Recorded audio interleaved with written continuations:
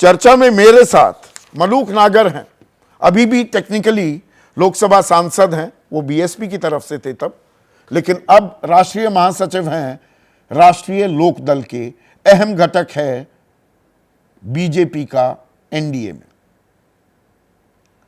मेरे साथ अरुण राजभर, मैंने अभी उनका जिक्र किया, राष्ट्रीय प्रवक्ता हैं, अपनी पार्टी के चुनाव भी लड़े थे, हार गए, एसबीएसपी के राष्ट्रीय प्रवक्ता। कांग्रेस के राष्ट्रीय प्रवक्ता अभय दुबे, समाजवादी पार्टी के राष्ट्रीय प्रवक्ता मनोज सिंह काका और वरिष्ठ पत्रकार उत्तर प्रदेश को ट्रैक करते हैं और उत्तर प्रदेश की राजनीति में स्थानीय स्तर पर क्या हो रहा है, उसके राष्ट्रीय परिप्रेक्ष्य में क्या मायने हैं, वो इनसे हम समझना चाहेंगे, विनोद अग्निहोत्री से। लेकिन मलूक नागर साहब,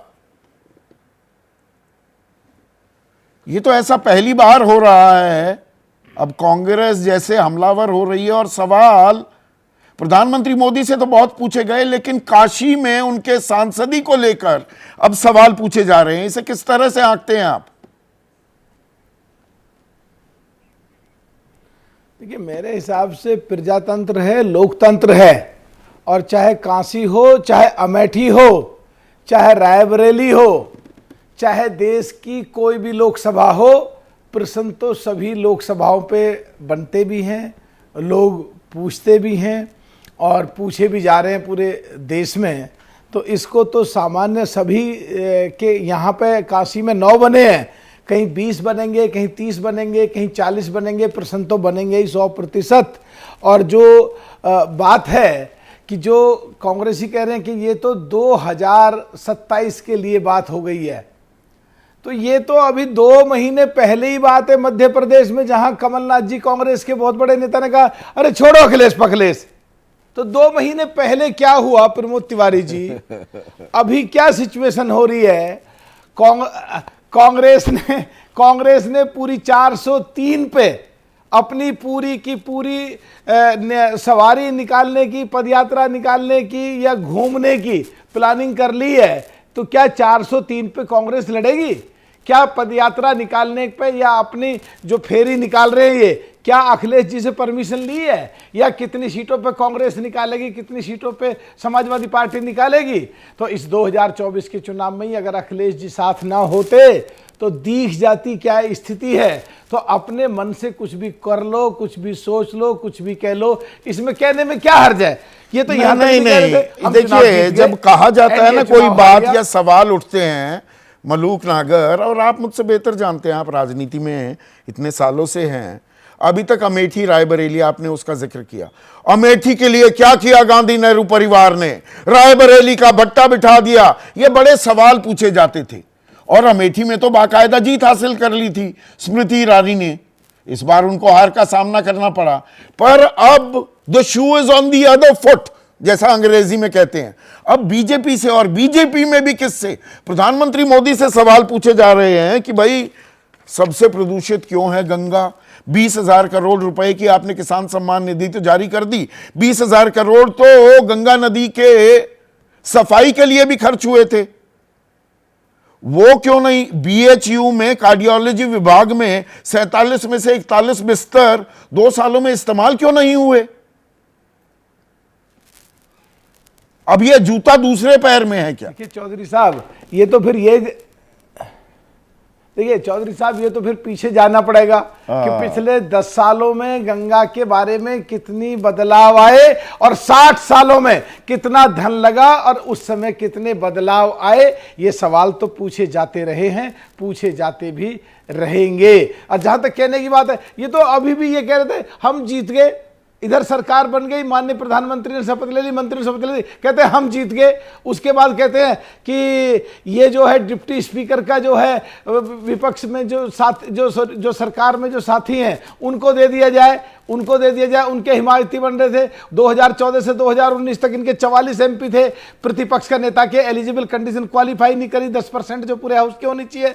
2019 से 2024 तक 52 थे, 44 नहीं हुए। ये कांग्रेस का भी दुर्भाग्य था, देश का भी दुर्भाग्य था, लोकतंत्र प्रजातंत्र के लिए भी दुर्भाग्य था। अब के भाग्य आया कांग्रेस का भी और देश का भी कि नेता प्रतिपक्ष हो। अभी तक नेता प्रतिपक्ष इनका बना नहीं है और कह रहे हैं हम जीत गए और स्पीकर पर चर्चा करने को तैयार है।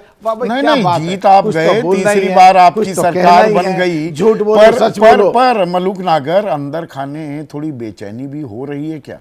उत्तर प्रदेश नहीं जीते आप, ये तो मानेंगे ना। 33 सीटें आई हैं और बीजेपी ने 75 सीटें लड़ी, 75 में से 33। इसमें स्ट्राइक रेट जो है वो बीजेपी का 44% है, सिर्फ 44%। चौधरी साहब अगर याद करेंगे पिछले इतिहास को तो 100 की 100% इनकी हुआ करती थी। कभी 85 भी इनकी थी, कभी एक बार 80 भी इनकी थी। अगर इस बात पे जाएंगे तो अभी तो जो सो कॉल्ड इंडिया गठबंधन 30 के करीब जिसमें पार्टियां, वो लड़के भी करीब आधे के करीब हैं और फिर भी कह रहे हैं कि ये जीत गए। पर आपस में तो अब घटक लड़ने लगे ना।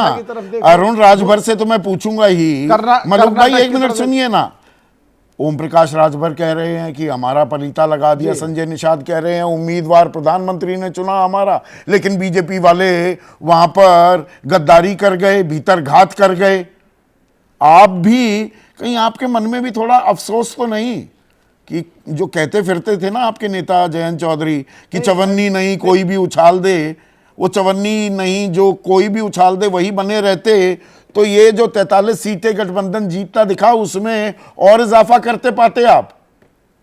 इस बात का कोई मलाल तो नहीं?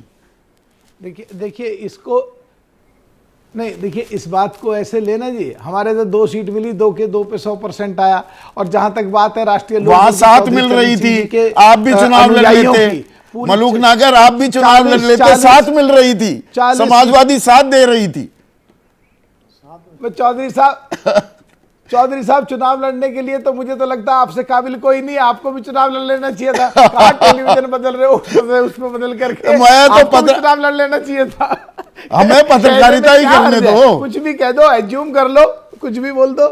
अच्छा, 7 सीटें नहीं मिल रही थी, आरएलडी को मिल गई थी तो अनाउंस हो गया था। देखिए उसमें इस प्लेटफार्म पे आके कितनी सीट मिल रही थी, कितने चिन्हों पे उनके आदमी लड़ रहे थे, कौन कितना फोन उठा रहा था, नहीं उठा रहा था, चौधरी चरण सिंह जी के पुत्र को जितनी इज्जत मिल रही थी कि नहीं मिल रही थी, वो सारी चीजें मेरे हिसाब से पब्लिक प्लेटफार्म पे नहीं है। किस दिन टाइम लेके आऊंगा आपसे बात कर लूंगा। नहीं, वो तो बात करेंगे। और मैं तो छोड़, देखिए मैं तो पे आते हैं ना काहू से दोस्ती ना काहू से बैर, पर आप एक काबिल व्यक्ति हैं, आप जैसे काबिल व्यक्ति होना चाहिए था संसद में। अब वो 2 ही सीट मिली तो कहां आप राष्ट्रीय महासचिव बने रहेंगे? अभी देखिए ये तो कई बार भाग्य की बात होती है। आपसे ज्यादा काबिल मुझे लगता नहीं है कोई एंकर हो, पर कई बार परिस्थितियां आती हैं कि टेलीविजन भी बदलना पड़ता है, उस शो पे भी लड़ाई होती है, मैं करूंगा या मैं करूंगी, उस पे कुछ लोग छोड़ के भी जाते हैं, उसका छोड़ देते हैं, उस पे हम नहीं जाते हैं। ठीक है।